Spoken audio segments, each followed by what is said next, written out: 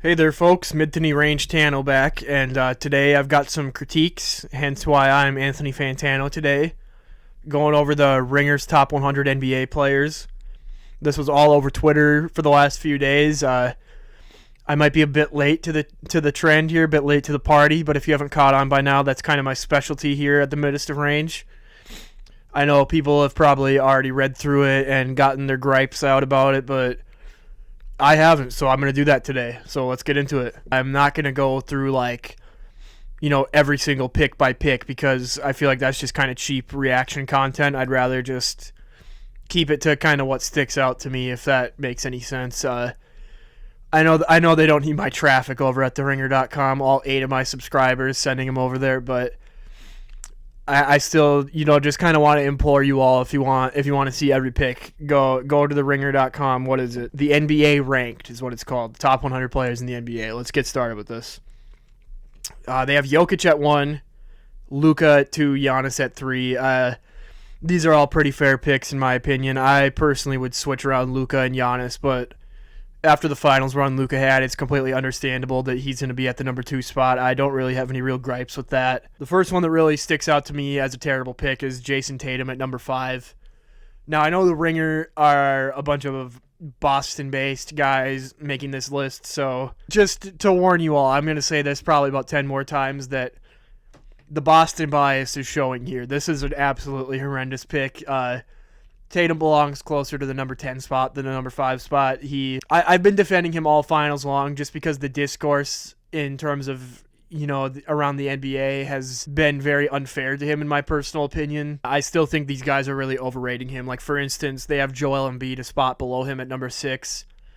Now, if you ask me, Tatum and Embiid are not even the same tier of player. They're not even comparable. Embiid is so much better than Jason Tatum that it's honestly laughable to me that they have him a spot higher than this, so I'm going to laugh.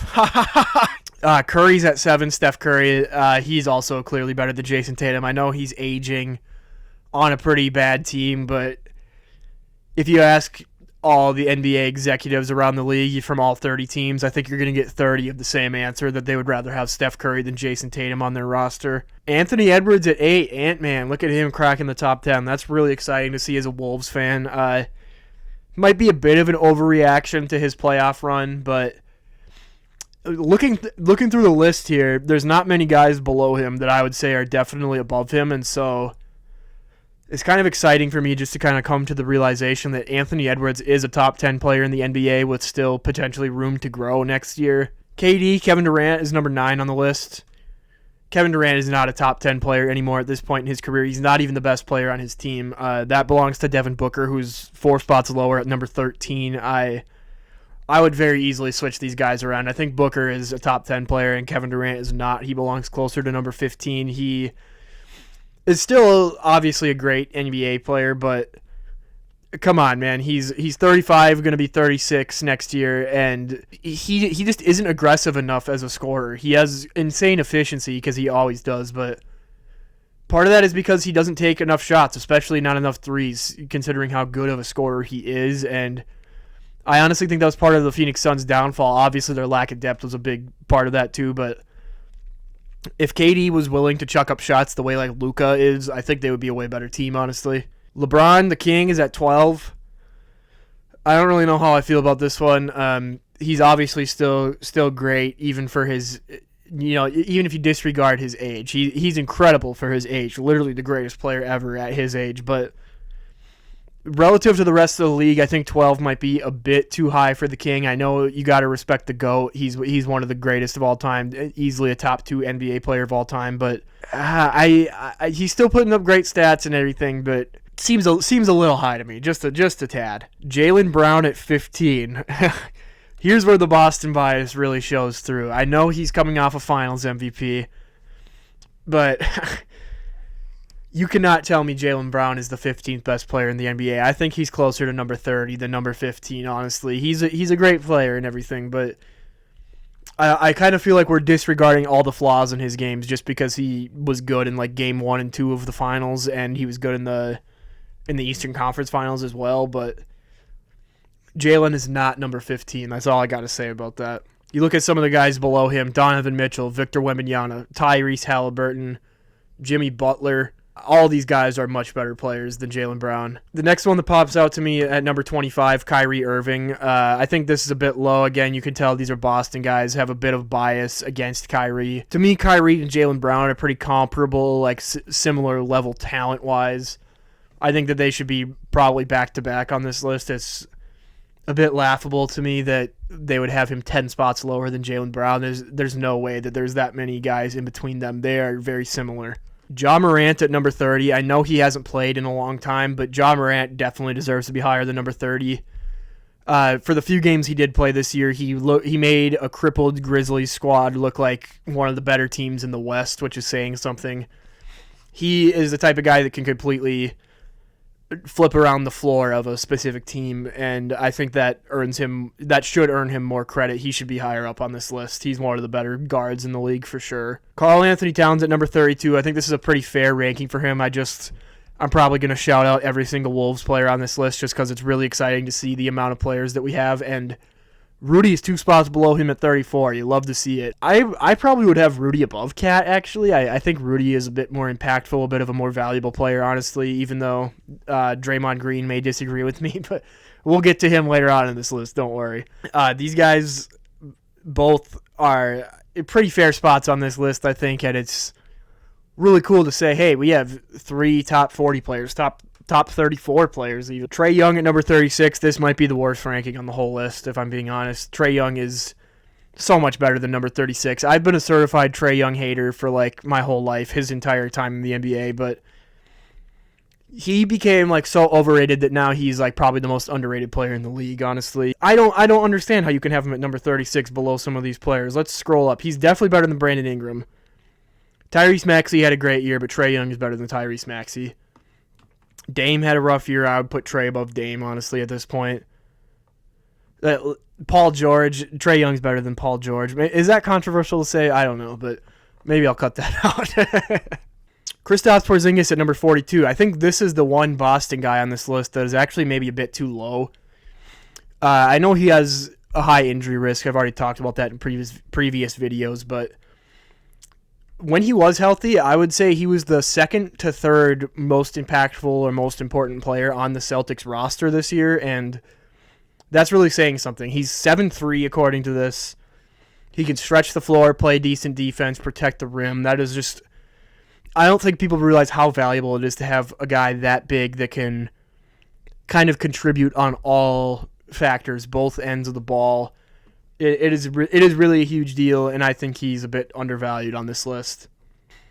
Number 53, Draymond Green. This, I called Trae Young the worst ranking on this list. This is the worst ranking on this list by far. Draymond, you might say I'm a little biased as a Wolves fan against Draymond, but you cannot tell me Draymond Green is number 53. I think he belongs probably in like the 80s on this list. In terms of offense, he doesn't provide any sort of value outside of handing the ball off to Steph and setting illegal screens for him. And his defensive impact has honestly gone down as he has aged as well.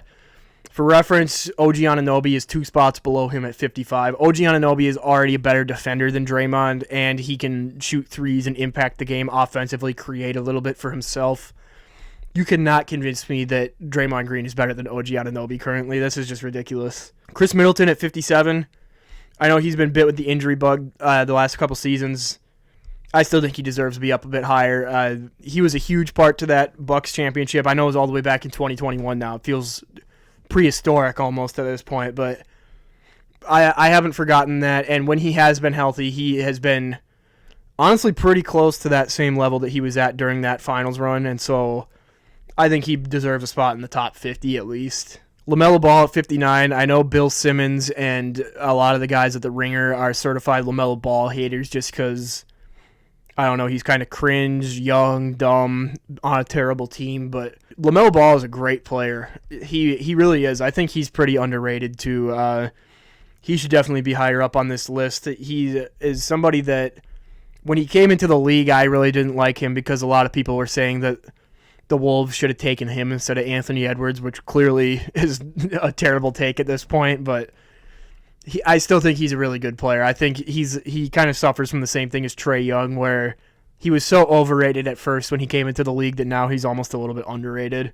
Jaden McDaniels, number 65. I think that's a pretty fair spot on the list for him. I do just want to point out one thing in Jaden's game that I feel like a lot of people outside of Minnesota kind of undervalue is his offensive impact. He is a bit streaky, a bit hot and cold at times. Sometimes his shot won't be going in, and he's kind of a non-factor on offense. But when his shot is going in, man, he is one of the most valuable players in the league just based on his defensive impact combined with the offensive threat he provides when he's hot. Bradley Beal at number 70. It's a little bit shocking, a little bit jarring to see him there, but honestly, I think after seeing him perform in the first round against the Wolves this year in the playoffs, he kind of deserves this spot. He went from being the NBA scoring leader just a couple of years ago to possibly the worst contract in the entire league. It is really funny to look back, roughly a year ago, the Suns traded for him, and people were kind of going crazy. Like, the Suns might be the team to beat in the West. Now Denver might have to look out for them. I don't think that's the case. They kind of mortgaged their entire future, including all of their current roster depth, to get Bradley Beal, and he is just not supplementing for that. I know it's not entirely his fault. Matt Ishbia has a lot to blame there, but I still ultimately think that he deserves to be down pretty low on this list. Devin Vassell, 74.